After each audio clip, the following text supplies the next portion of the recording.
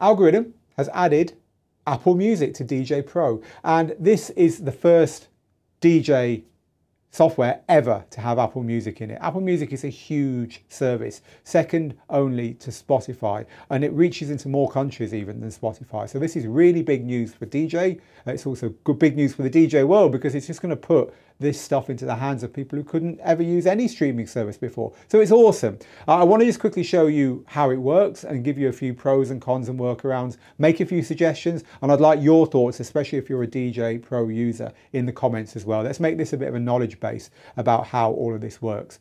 So look, this relies on you being an Apple Music stroke iTunes user on your computer. I'm going to demonstrate it now on MacBook and on a iPhone. Unsurprisingly for DJ apps, as in Algoriddim's apps, they work better on Mac than they do, or on Apple than they do on non-Apple platforms. It's just the way the company is. So I'm demonstrating it on that. But you're probably already an Apple Music stroke iTunes user if you're a DJ Pro user, because it's their preferred way of working. And I'm going to guess you're quite Apple centric. It's not actually a platform that we recommend, and I'm talking now about iTunes stroke music as a music organization program. It's not something we recommend for DJs because it causes many problems, and generally you're better off just using your DJ software's library system. It's a bit different with this software though, because its Achilles heel has always been the way you get your music library and sync all your data between, say, your phone and your MacBook and all that stuff. And the best way of doing it is still this, even though this has got problems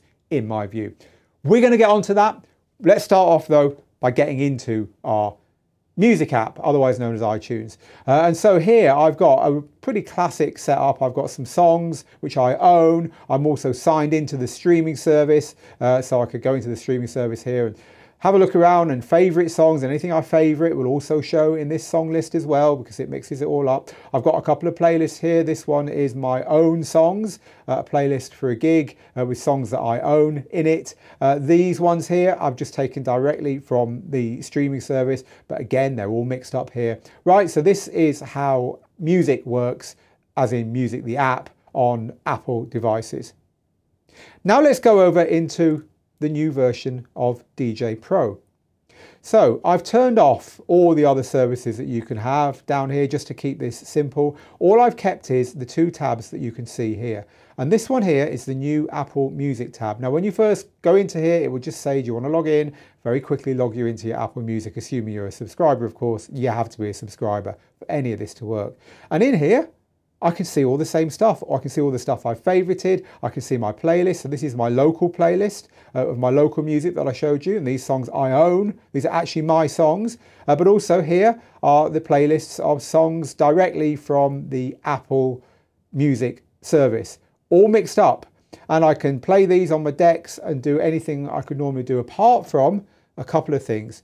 And the things that you can't do, you probably won't be surprised if you know about DJ streaming services, is you can't use the neural mix, which is stems, because it won't let you use that function in a lot of streaming services nowadays. Tidal doesn't work with that or across anything. I think it's coming to all of them, frankly. I just don't think the record labels are too keen on it. So no stems, no recording your sets.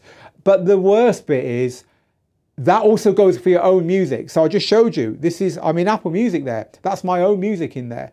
But even if I loaded my own music up, it wouldn't let me use Neural Mix and those things, because it has to default to the level of streamed music, even though you own it. So there's a definite disadvantage there, in that, yes, you've got not only Apple Music, but all your own music in there as well. It's a great way of getting your own music between different devices in a way that hasn't been quite so streamlined before with DJ, but you don't get those things. I'd like to see them make it so that your own music does work with those things within this way of accessing it, and maybe have a way of showing your own music as differentiated from your music from the streaming services. You can do it in the music app, because you can make a smart playlist that says only show me Apple Music in this one and not in this one, and that kind of thing. You can't do it in here. I wish that you could. However, there is a workaround. I'm going to show you that now. I'm going to explain exactly how it works. So back into the DJ app, there is this tab here, which is local music.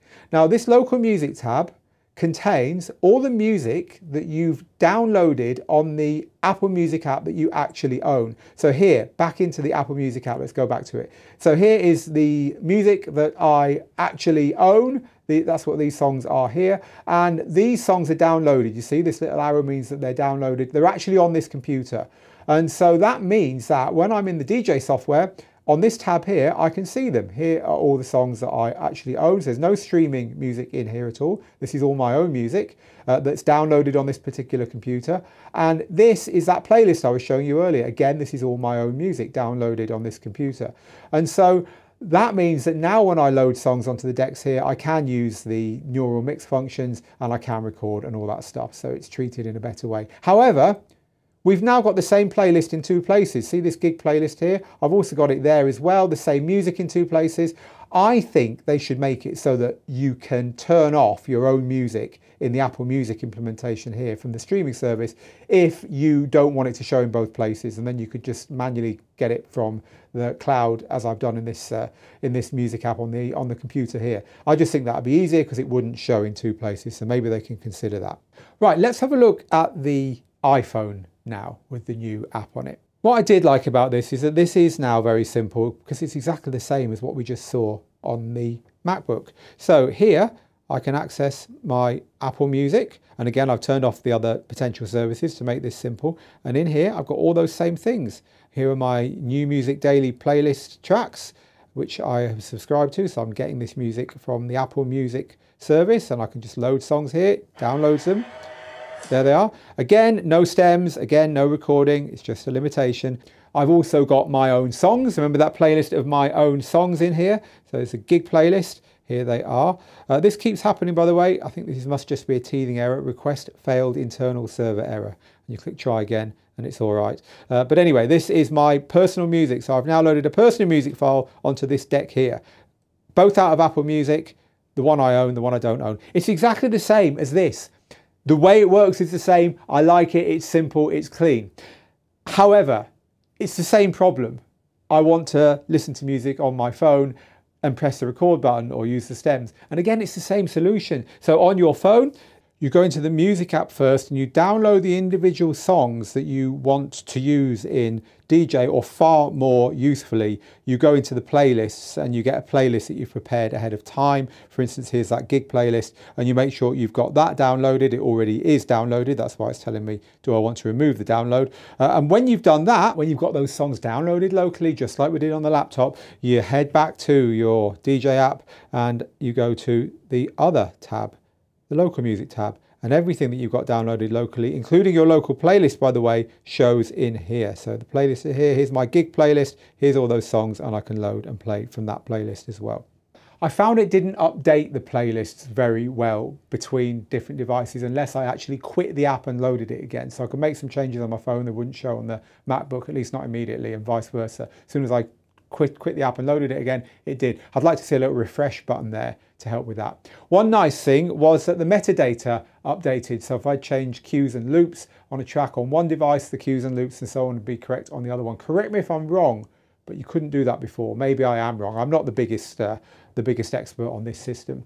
And the other thing though, the biggest problem I have with this whole thing and the way algorithms already worked, and it's not always worked, it's not their fault, but nonetheless it's a problem for them, is that when you're using iTunes, or now it's called Music, quite confusing, isn't it? When you're using the Music app and you're using it to keep your own music in the cloud, so they call it Music Sync. They used to call it iTunes Match. They call it Music Sync now, or just Cloud Library Sync or something. Anyway, when you turn that on, which is good because it means that on your phone and your iPad and your work computer and your Mac and everything, you've got the same music every time you open. You know, even the stuff you own is shoved up there, and it's cool. But the big problem with that is it's got a feature in it where if it knows the song that you're trying to keep synced, it replaces it with an Apple version, including the artwork and the metadata, and more importantly, the actual music. So if you've got a DJ version of a song, you will find, and I've certainly found in the past, sometimes that when you just click, yeah, I've got a DJ version of this song, sync it to my other devices. When you get to the other device and you press play, it's not the version that you own. It's like the obvious version, the normal version. And DJs have had problem with explicit lyrics coming through or not coming through, depending how they feel about that kind of thing. And like I say, DJ edits and versions of songs just being matched by Apple to the version that isn't theirs in the cloud. I think that's obviously, if you're any kind of serious DJ, it's a complete no-go, and it's why I will not go near the algorithm system for keeping your music synced between devices. Now, I'm pretty sure they would say, but you don't need to turn that on. You can just put a wire between your phone and your Mac and it will just sync that. But that's not cloud. That's now becoming old school. So they haven't solved, to me, the big overriding issue here, which is making Apple's iTunes stroke music app the best way of syncing DJ music between devices. They've got tantalizingly close. On Apple devices, the metadata's there. This way of doing it, by the way, is really clean, it's really good, but I do want to see some of those changes happening. I do want to see the tracks that you own allowing you to use Neural Mix wherever you load them from, whether you load them from the Apple Music tab or whether you load them from the local music tab.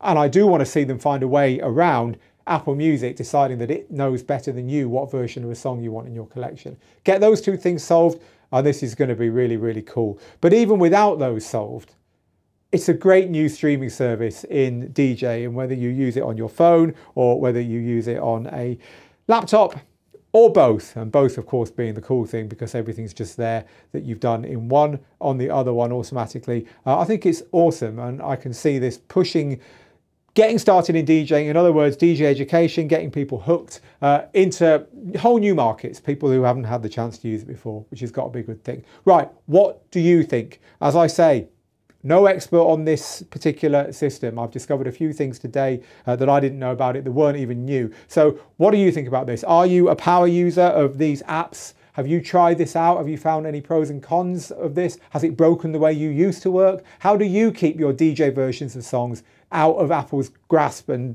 the ones you want on all your systems? Or is it just a case of plugging a wire between the two things and doing it the old school way? Let me know in the comments. Let me know what you think. Let me know your experiences of this. But meanwhile, this has been Phil here in the Digital DJ Tips studio with our first look at Algoriddim Djay Pro's Apple Music implementation.